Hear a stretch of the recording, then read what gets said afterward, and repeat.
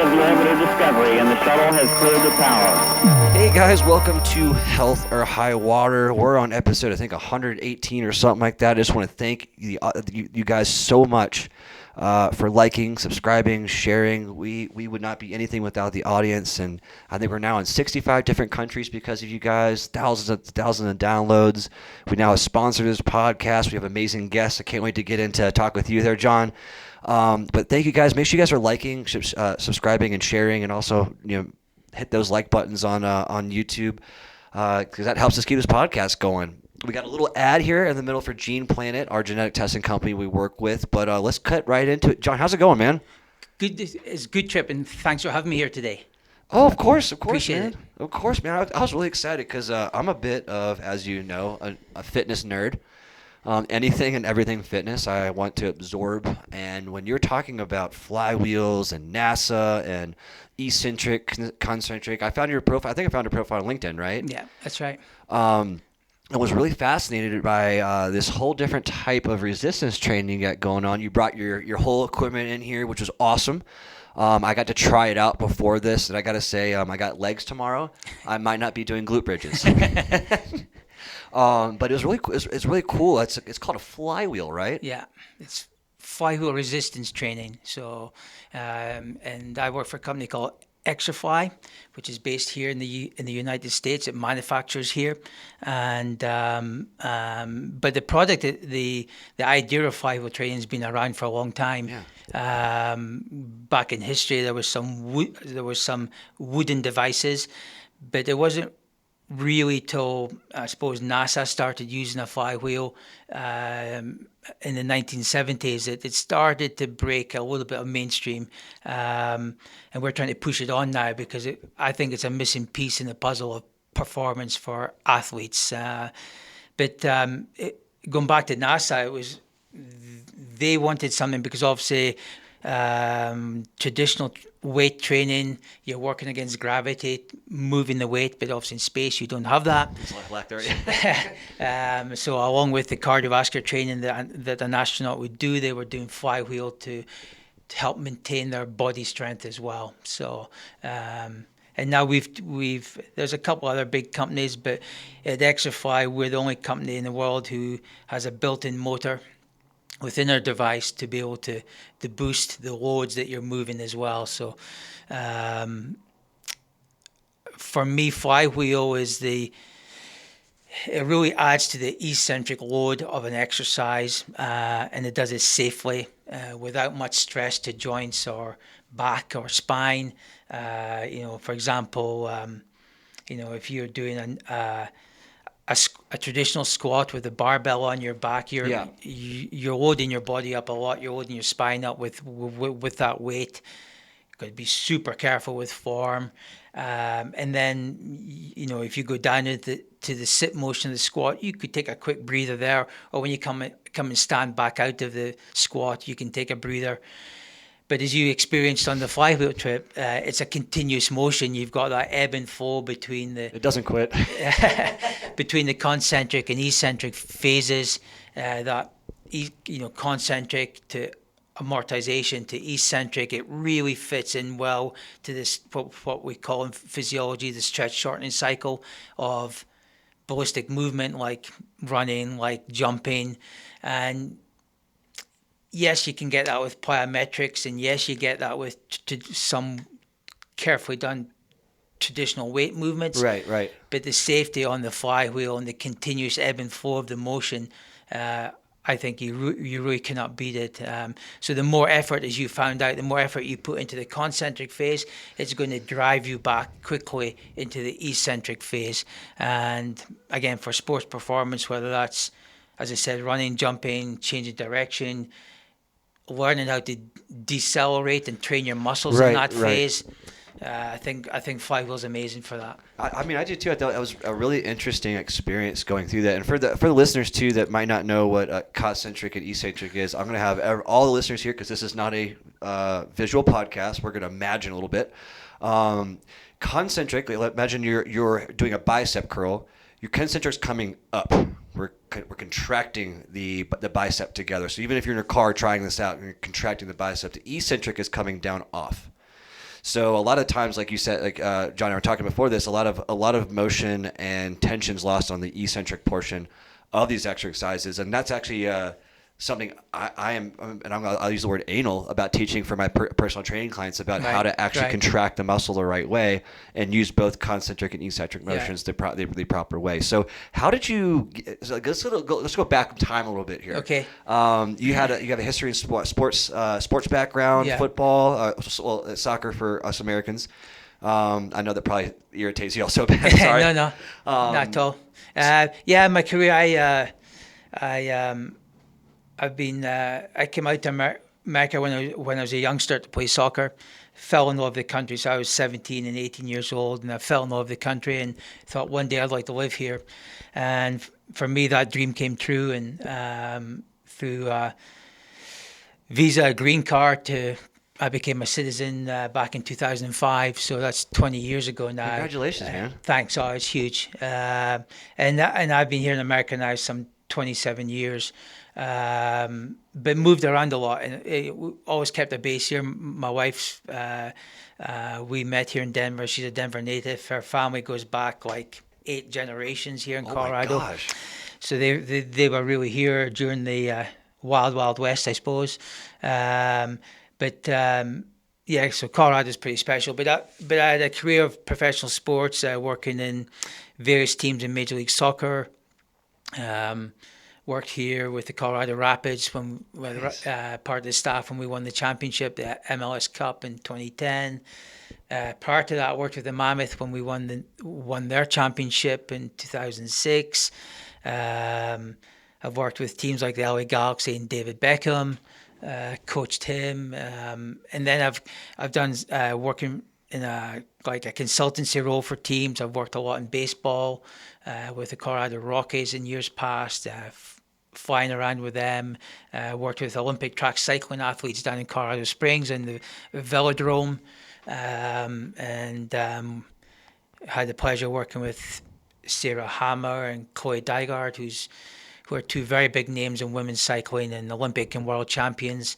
So I'm kind of a mixed bag. Yeah, I love soccer and I've spent most of my time there, but I've touched on these other sports, which helped to develop me and helped develop my philosophy as a coach as well. So because with all those different sports, you've got to get your P's and Q's together. You have to know everything, because each one has its own not niches, but certain workouts and exercises that are really key to these to the performance of these teams. So that has to be a lot on you.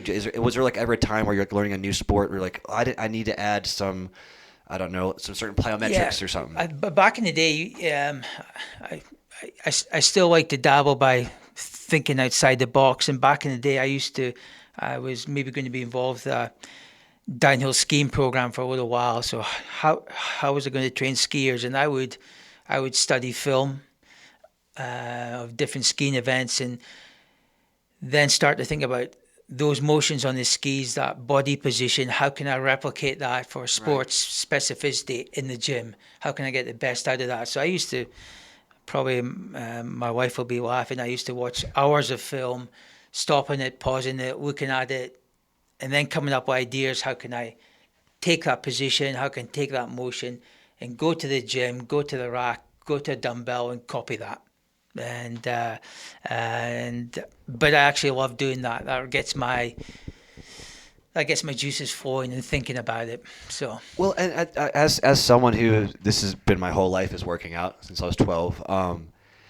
Whether that's learning a new workout that's like really effective, or like even thinking of something, like you said yourself, like there's a certain creative aspect to working out. Yeah. That people don't understand unless you, and I was actually thinking about this in car, how serendipitous, that you don't really understand unless you're disciplined and you're dedicated to the gym for your life. You know what I mean? Yeah. And being able to create motions and workouts and certain exercises based off of needs of these is almost like a creative license in a sense. So do you ever feel like it's like an art kind of? Yeah, it is. It is an art. I think art in the sense that not only developing and building the program and thinking about exercise, but it's an art on how to get that message across with whoever you're working with too, because the way you talk to a soccer player isn't maybe the way you'll talk to an American football player or Right. a women Olympic cyclist, and there's a different way to present it is what to present that information, to prevent what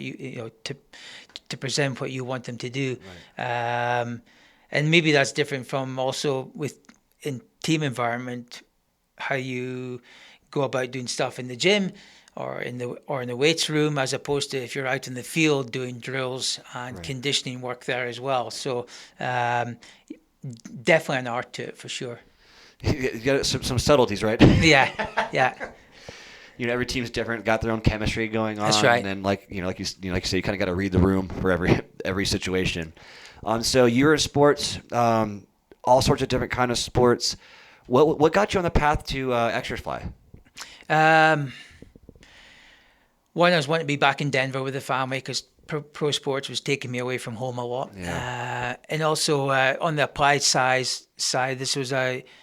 it's still a unique piece of equipment. And as much as I love training athletes and working with them in the gym or whatever the environment is, I also like the science side of it as well. So with Exerfly, we can look at different via Bluetooth and having an app on your phone or on an iPad. You can look at velocity, you can look at peak power, etc. And you can look at that live. So you can be not only encouraging your athlete verbally, but you can have this iPad in front of them showing specific numbers that they're hitting that you want them to hit. And if they're not hitting that, then you can obviously encourage them to be able to hit that mark. But so the sports science really got you, right? The sports science of it was I think it's a powerful piece now. And obviously in today's world, athletes, because we all get information quickly,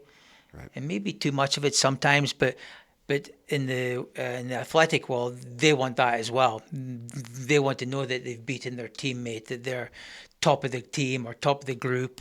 They want to know that they're improving. And so to have that information live, to be able to present that to them is pretty cool.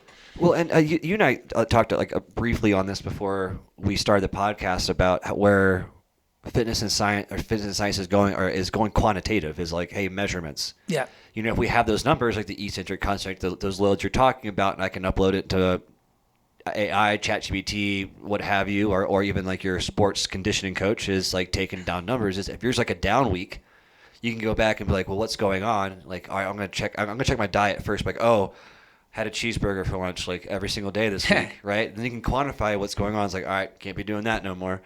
So I think it's absolutely interesting to be able to quantify and read, especially live time, like you're talking about with the Exerfly, about understanding like if there is downtime or uptime, what did you do different to make sure that we're either optimizing or trying to get rid of things or de-escalating us? Yeah, the technology data side of sports is obviously massive now and has just exploded in the last 15, 20 years. It seems like almost every day there's a new device coming out and new technology coming out. And, go back when I first started a long time ago in this walk, I was a traditional strength, traditional performance coach, and wore many hats sometimes, where I was advising on nutrition and on field work and in the gym and recovery.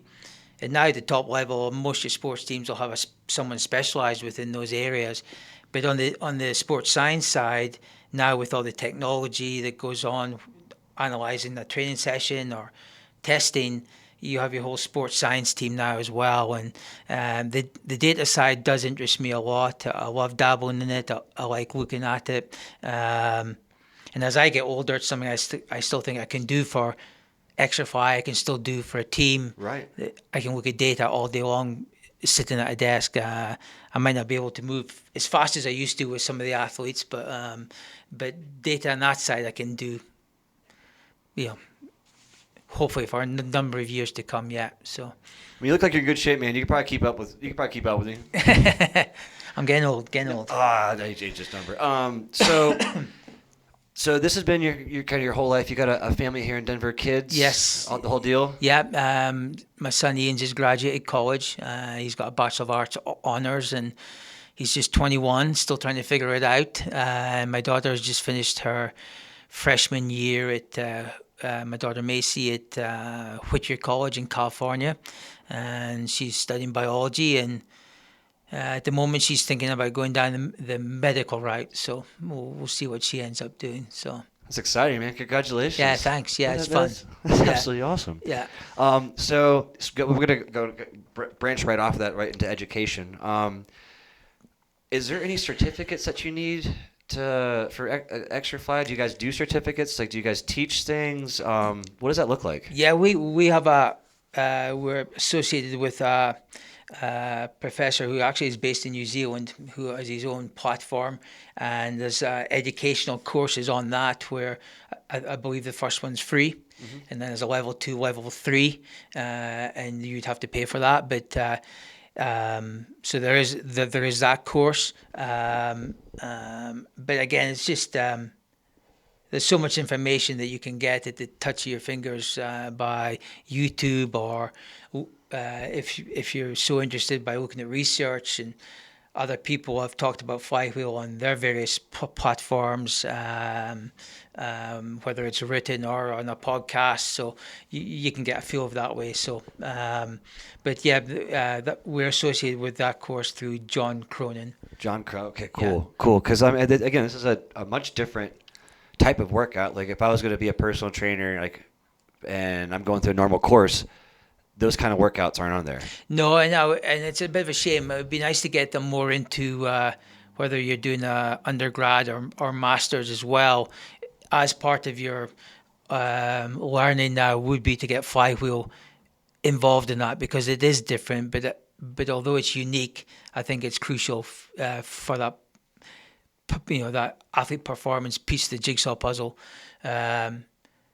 And although we've been talking a lot about athletes, I think it's great for young kids too, because my next question about it was it really youth athletics. Okay, because I think for a child, I think it's a little bit more fun of a device to use.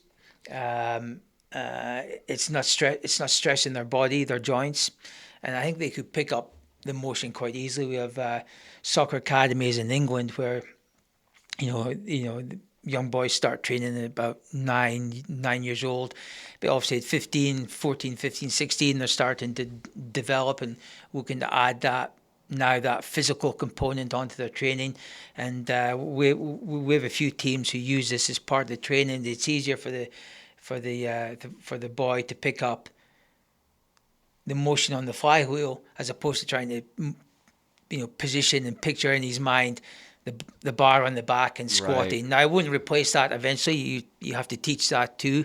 It's not going to replace some of the traditional movements like Olympic lifting, but I think as a starting point to start improving strength with your young athlete and not stressing their body, I think it'd be a nice way to do it. You don't have impact or anything. You're just standing on that platform. But then for the older athlete or for the older member of the population, I think it's a nice device to use. They can do.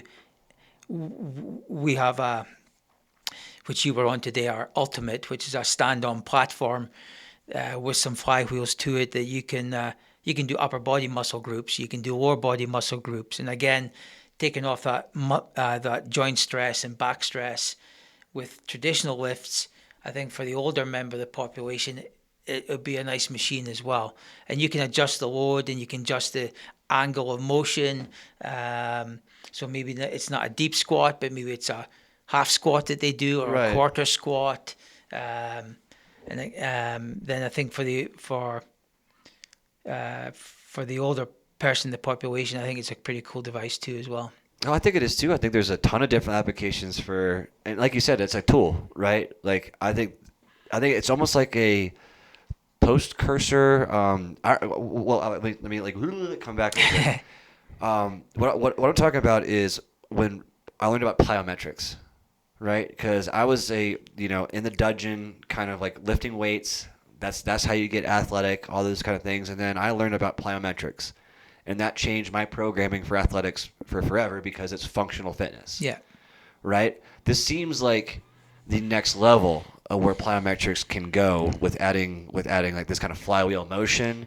I mean, am I kind of like hitting on something here? Yeah, again, plyometrics I don't think replaces that, but what it does do is with plyometrics, like if you're jumping or bounding, there's a lot of impact happening then on your ankles, your knees, your hips as you land and go into the next step or phase. Right.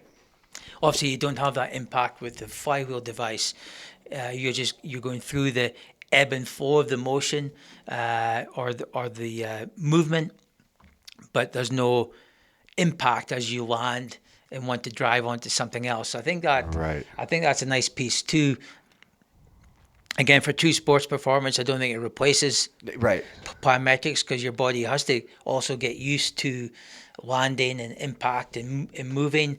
But maybe you don't want to do that all the time, which could lead to an injury. Yeah, that's what I'm thinking. Or put too much stress on the body. So you can manage the load by doing some of that work with the flywheel device as well. No, I love that. That's exactly what I'm thinking. Is like, again, it's not like replacing anything. It's just another tool that we can use as coaches and trainers. Yeah, for example, in a lot of in some college soccer, but certainly in some major league soccer, let's say it's a game and unfortunately you're on the bench, and in this game you didn't get on or you didn't get into the match for long. Maybe you only got 15 minutes. Right. Well, to keep your training or your physical fitness up with a team who did play, with your teammates who did play, then you need to do extra work. And traditionally after a game, you'll see athletes running on the field, coach putting them through different drills to try and give them a little boost that they haven't missed out in a day's training, that they're close to the same level as the guys who play the game. But that's a lot of stress on the body. And as a whole, we can go into a whole talk just on that, but the flywheel is portable enough that you could take one or two of our products with you, that you could train the body with this ebb and flow, with this motion like the stretch shortening cycle, that you can get the decelerations, the braking, when you brake in the eccentric portion of the motion of the exercise. You can do some of that on the flywheel, thus saving yourself from stressing your body too much by doing it on the field, running and braking and changing direction. Hope that made sense. No, 100%. I think what you're saying is like, hey, bring it to the game. Like, use it during the game if you're not getting a whole bunch of time. Yeah. You know what I mean? And try to get that lost time of, like you said, training, but real game experience in some way else. Yeah. You don't have to be driving your body, running all the time. Maybe you do a few runs, but you could save some of the stress on your body by using the flywheel, which then doesn't give you the impact and the stress. So, one more thing I want to talk about here, I know before we wind down, is you mentioned you're doing some research. Yep. You're doing some research. Yep. Can you talk about any of that? Yeah, we're always doing white papers, case studies, and there's a lot of flywheel research out there. I have a paper coming out hopefully this year, hopefully towards the end of the summer, and it's to do with flywheel training and running performance. So again, talking about the stretch shortening cycle and that ebb and flow of the flywheel and how that relates and complements running or jumping or moving as an athlete. So hopefully that'll be out hopefully in a couple of months or so. So well, you got to send it to me. Well, it's been accepted. Just waiting for it to go out into the world. So that's exciting, man. So, yeah, thank you. That's so awesome. So a few months, we'll wait for the paper. And yeah, we'll have to have you back on and talk about it. I'll definitely do that. Thank you for having me. Oh, of course, man. This has been absolutely rad. So this is where I like to give you guys a plug. Where can we find you? Also, I would mention that blog that you got going on. I read a few articles, guys. Yeah, if you go to our Exerfly website, Exerfly is exerfly.com, and you can have a look at our products. You can find out about research is out there on flywheel training, and then myself and a couple other sports scientists have written blogs and other stuff. It's on there, some case studies as well. So I've read a few. They're absolutely amazing. You very good writer, man. Oh, thank you. Very good, very good. It's sometimes when you read some blogs, you're like, oh yeah, it was great. It's like, no, but you're actually talking about stuff that that matters, right? You're talking about how can we build performance? What does that look like? And actually, again, go back to the word quantize. But it's true. It's like how can we fit these numbers in and make them work? We're in a science position. Really, it's not really just going to the gym and grabbing a towel and putting someone through a workout anymore. It's more. Yeah, than it's that. not. And I think everybody wants to see a number, and back in the day, heart rate monitoring has been around for a long time. Yeah. People watch their heart rate when they work out, and now being able to get, instead of just writing numbers, on a notepad that, okay, I did this weight and this set number and this rep, you got velocity based training, and you can work on those zones, and you can see how fast you're actually moving the weight, which, a lot of people are, to finish up, a lot of people are strong, but what separates the athletes in the NFL is they can move that weight fast and powerfully. And so there's different ways now to look at training, and you can get this velocity-based training zones and use that. Our app shows you everything you're doing live as well. So yeah, it's fun. Well, man, we'll so for all of y'all listening, I will put not only John's LinkedIn on here, but I'll also put the Exerfly website as well during the copy, so you guys just click straight to it. I'm also, this is going to be one of the first times we've ever done this for a podcast, but we're going to take a few pictures and a video of maybe me doing the flywheel again, trying it out again. My legs are already sore, but try it out again. I'll post that either on our YouTube or another copy in the podcast, so you guys can just easily click it, check out what's going on, see the product for yourself, see how different it really is. But John, thank you so much for coming on the podcast, man. Appreciate you having me. It's been fun, and let's get some video shot of you. That'll be good. I love it, man. So our podcast is sponsored by our amazing partner, Gene Planet Health or High Water. We are not just having conversations; we're redefining what health looks like in today's world. Each week, I sit with thoughtful leaders, experts, everyday people who are doing extraordinary things in fitness, wellness, genetics, longevity, and whether you're unlocking the secrets to your DNA, designing senior-friendly workouts, or learning how to actually feel better in your body, this podcast is for you. If you're passionate about optimizing your health and staying ahead of your curve, or just curious about how far your preventive care can go, join us. We're downloaded over 55 countries and climbing, and the only thing that's missing is you. Just search Health or High Water on Spotify, Apple Podcasts, wherever you're in tune. Hit follow, leave a review, and become part of the movement. Let's raise a bar for what health can be together. Thanks, guys. Have a good one.